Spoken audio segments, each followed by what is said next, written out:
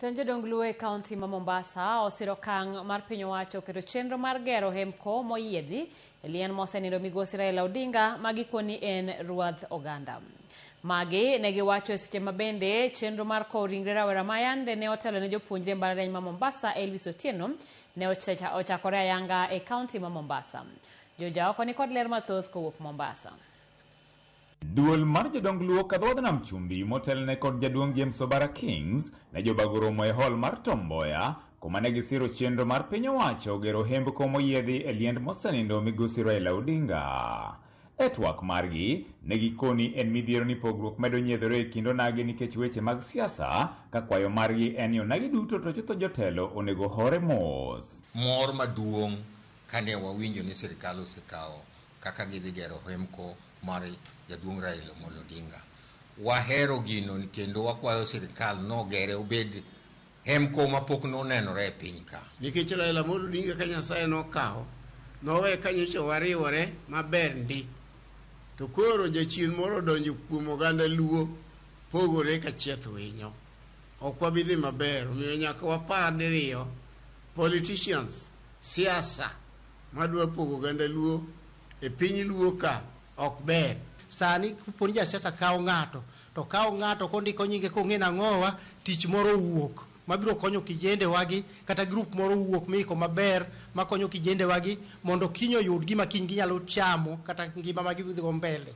To kawo kar kijende wani dwa tigo kaka goons nikech ka gisefwenyo ni gionge tich to koro gimiyo gi batiso ni koro iluongo gi ni goons. Mano to wabiro tamore kaka Council of Elders. Ne bende gichiwo ote mar lit kod kuyo ne mane en jatend rowere mbalariany ma Mombasa Elvis Otieno mane ong'ere kod nying mar Beast. Adwoko mos makende kabisa. Kendo oganda luo ma Mombasa ong'e kendo ging'e kabisa.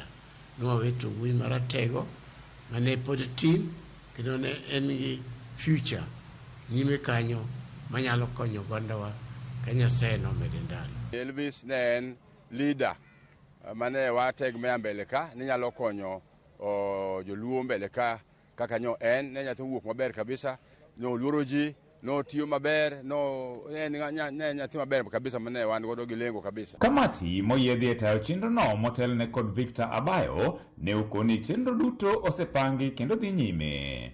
Kwadwa kawo thuolo ni kaka ker mar Technical University of Mombasa mar rwako duto te e chenro mar misa mabiro timre 29 ma en tich adek wik mabiro ni mondo uchung' kodwa kanyachiel. Wabiro bedo kod misa kochakore saa 4 kendo wabiro bedo bende gi body viewing.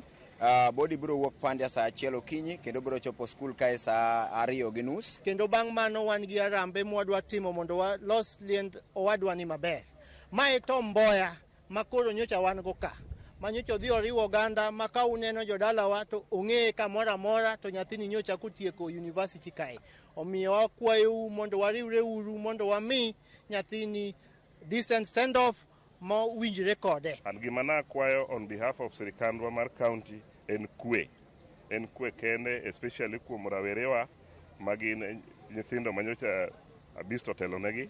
Wakwayo kwe makende, wakwayo kwe kata ni jo Mombasa duto mogandawa. Kako machielo bende gijiwo oganda duto mondo mi obi kanyakla mar neno ne giko mosenindo e yo makare. Pod wadhi mbele gi choko takwaya ni ng'ata man kod chuny mar konyo kony. Pay bill osegol, weuru pay bill no otiya tich achiel manokete ma en yudo chenro mar pesa kaka dang' water Elvis dala. Tarik 8 wabiro kolo body kadhi dala mar Awasi.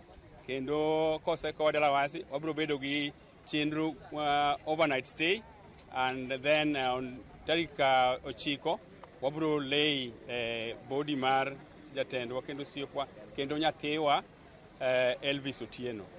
George Aoko, Ramogi TV, Mombasa. Irokamana Nyaoko wadok e gwenge mag Kaluo kotenore koda weche mag dongruok kama piny owacho timo sineani emedo yuto ma jodak e alwora ma Nyanza kokalo kuom pur mar ochele makoro kwako counties adek